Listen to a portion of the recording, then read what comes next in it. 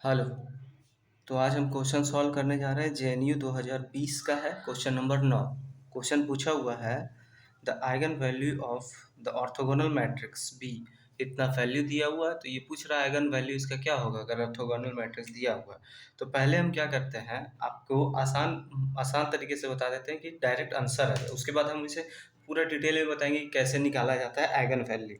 तो हम यहाँ पे देखिए, यहाँ पे पहले हम ये लिख लेते हैं, बी इक्वल टू हमारा दिया हुआ है 1.6 1 2 2 2 1 माइनस टू 2 माइनस टू 1। ठीक है, तो अब हम इसको मल्टीप्लाई कर देते हैं इसके अंदर जाके सारा। तो ये हो जाएगा 1/6, ये हो जाएगा 2/6, ये हो जाएगा 2/6, ये हो जाएगा 2/6, 1/6 माइनस 2/6, 2/6 माइनस 2/6 और ये हो जाएगा 1/6। तो यहाँ पे आप देख सकते हो कि ये मल्टीप्लिकेशन कब रूल लगता है। जैसे कि आप मैट्रिक्स में जानते होंगे कि जैसे यहाँ पे मैं एक एग्जांपल के तौर पर बता देता हूँ कि अगर कोई मैट्रिक्स रहा, जैसे मैट्रिक्स दिया हुआ है delta equal to A B C D, A B C D है। तो यहाँ हम डेल्टा में 2 से मल्टीप्लाई कर रहे हैं, तो यहाँ पे आप देखोगे कि मैट्रिक्स में सारे में मल्टीप्लाई हो जाता है, ए 2b 2c 2d। यहाँ देख रहे हो, अगर हम कॉमन भी लेते हैं इसमें तो पूरे कॉमन 2 बाहर आ जाएगा, जैसे A B C D equal to 2 delta हो गया। ये मैट्रिक्स का कंडीशन है। लेकिन अगर अगर ये कंडीशन आपको अगर डिटर्मिनांट बोले, अगर मान लीजिए आपको डिटरमिनांट में दिया हुआ है delta equal to A B C D, तो यहाँ पे आपको 2 इंटू डेल्टा करना है, तो आपका वैल्यू हो जाएगा 2a 2b सी और डी। यहाँ पे आप देख रहे हो ये और ये अंतर, आप एक एक जैसा मत कर देना। मैट्रिक्स और डिटर्मिनेंट में ये बहुत बड़ा फर्क होता है कि मैट्रिक्स में अगर कोई भी कांस्टेंट से मल्टीप्लाई करते हैं तो वो पूरे में मल्टीप्लाई हो जाता है, लेकिन अगर हम डिटर्मिनेंट में करते हैं तो वो एक रो में होता है। आप कोई भी रो में कर सकते हो। तो यहाँ पे हम यहाँ पे 2 डेल्टा टी को कॉमन ले तो यहाँ पे देखिए क्या हो जाएगा, 2 बाहर आ जाएगा, ए बी सी डी हो गया ना, 2 डेल्टा टी। ये हो गया डिटर्मिनेंट और मैट्रिक्स में। लेकिन यहाँ पे हमारा मैट्रिक्स दिया हुआ था तो मैंने 1/6 से सब में मल्टीप्लाई कर दिया। सब में मल्टीप्लाई करने के बाद आप देख सकते हो कि हमारा आंसर आंसर 4 ऑप्शन दिया हुआ, तो हम इसे सॉल्व करेंगे आंसर के थ्रू। और ये एक आइगन वैल्यू का होता है ट्रेस। ट्रेस को तो आपको पता ही होगा। ट्रेस ट्रेस क्या होता है? ट्रेस होता है sum of element lying on diagonal. इसका मतलब है कि डायगोनल को आप अगर डायगोनली को जोड़ दीजिएगा तो वही हमारा ट्रेस मिलता है। और ये हमारा ये आइगन वैल्यू क्या बोलता है? आइगन वैल्यू बोलता है sum of eigen value equal to trace A. और ट्रेस ए तो आपको पता ही है, sum of diagonal, sum of diagonal matrix, sum of diagonal matrix. तो यहाँ पे क्या है, यहाँ पे आप देखो कि मान लेते हैं कि आइगन वैल्यू हमारा आया λ1 λ2 λ3। तो इसका जो सम होगा λ1 प्लस λ2 प्लस λ3, या मान लीजिए n तक है, इसका जो सम होगा वो ट्रेस के बराबर आता है। लेकिन यहाँ पे तो हमारा तीन ही आइगन वैल्यू आएगा, क्योंकि यहाँ 3x3 मैट्रिक्स है। तो यहाँ पे हो जाएगा λ1 plus λ2 plus λ3 equal to trace A. और एक और इसका हम बता देते हैं कि आइगन वैल्यू का मल्टीप्लिकेशन आता है डिटर्मिनेंट ऑफ ए। ये जो पूरा डिटर्मिनेंट इसका जो आप डिटर्मिनेंट निकालिएगा वो उस आइगन वैल्यू के मल्टीप्लिकेशन के बराबर होता है। तो यहाँ पे हम आपको देखिए, ये आप इसका आंसर आप तुरंत बता सकते हो। कैसे बता सकते हो? यहाँ पे मैंने 1/6 को मल्टीप्लाई कर दिया। अब आप क्या करो, इस डायगोनल एलिमेंट को जोड़ दो। तो डायगोनल एलिमेंट को आप जोड़ोगे यहाँ पे, इसको, ये डायगोनल एलिमेंट होता है।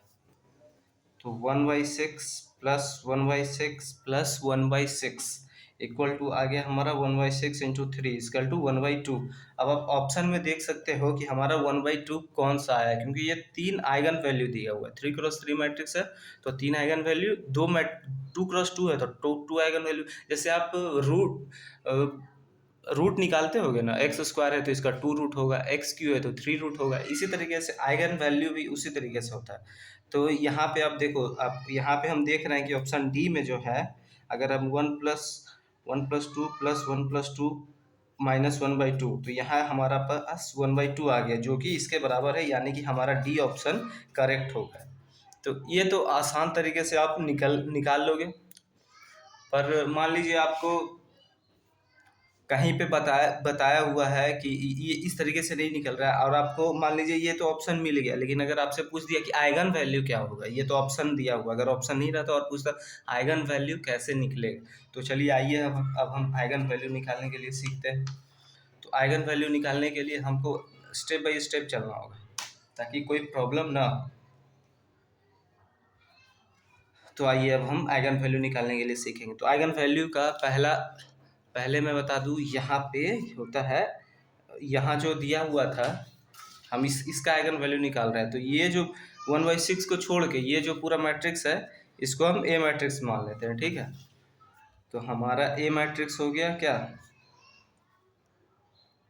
1 2 2 2 1 -2 2 -2 1, ये हमारा आइगन वैल्यू हो गया। तो स्टेप 1 हम स्टेप बाय स्टेप करते जाएंगे। पहले तो आप ये जान लो, a minus lambda I cross X equal to 0 होता है, ठीक है। आइगन, ये तो हमारा आप नॉर्मल देख सकते हो, गिवन मैट्रिक्स है। ये क्या है, कांस्टेंट है। और ये है आइडेंटिटी मैट्रिक्स, और ये है अननोन मैट्रिक्स, और ये नल मैट्रिक्स, ये जीरो मैट्रिक्स, नल मैट्रिक्स। तो अब हम यहाँ पे देखते हैं कि a minus lambda I equal to 0 हो जाएगा। तो यहाँ पर हम आइए अब करते हैं, a minus lambda I equal to 0। तो यहाँ पे क्या दिया हुआ, a तो ये रहा हमारा, तो हम करेंगे 1 2 2 2 1 -2 2 -2 1 divided by lambda. Identity matrix आपको पता ही होगा, 3x3 1 0 0 0 1 0 0 0 1 इक्वल टू 0। और अब हम इसको सब्ट्रैक्ट कर देते हैं इसमें, तो आपको पता है कि ये मल्टीप्लाई हो जाएगा, क्योंकि ये मैट्रिक्स है तो सब में मल्टीप्लाई होगा, और जीरो में तो जीरो ही हो जाएगा, और जहाँ डायगोनल मैट्रिक्स है तो वहीं पे सिर्फ लेमडा मल्टीप्लाई होगा। तो यहाँ पे जब आप माइनस करके लाओगे तो ये हो जाएगा 1 minus lambda 2 2 2 1 minus lambda 2 2 -2 1 minus lambda equal to 0 हो जाएगा। अब आप इसको सॉल्व करो, जैसे आप सॉल्व करते हो डिटर्मिनेंट के लिए वैसे ही। तो ये हो जाएगा, ये आपको पता ही है, प्लस माइनस प्लस जैसे आगे चलते जाएगा ऐसे शुरू होते जाएगा, और नीचे भी ऐसे ही होता है, प्लस माइनस प्लस ऐसे ही चलते जाता है। तो यहाँ पे हमारा हो जाएगा +1 माइनस लेमडा, ये और ये बचा ये 4। तो इस 4 को लिख देते हैं 1 माइनस लेमडा 2 -2 1 माइनस लेमडा। फिर अब यहाँ पे -2 है तो -2 लिख दिए, और ये खत्म हो गया, तो बचा ही 2 2 2 1 माइनस लेमडा। अब हम इसकी बात कर रहे हैं, तो +2, ये और ये खत्म हो गया, तो ये बचा 2 1 माइनस लेमडा 2 -2 इक्वल टू 0। तो जब आप इसको सॉल्व करिएगा तो ये क्या हो जाएगा, 1 माइनस लेमडा 1 माइनस लेमडा का square -4,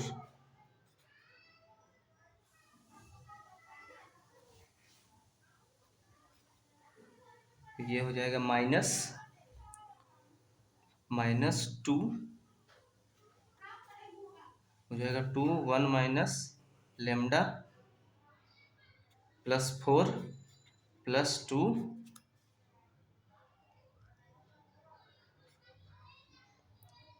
-4 -2 1 minus lambda equal to 0। इसको सॉल्व कर रहे हैं सिंपली। हम इसको क्या कर रहे हैं कि इसका डिटर्मिनेंट आप सॉल्व जैसे करते हो वैसे सॉल्व कर देना।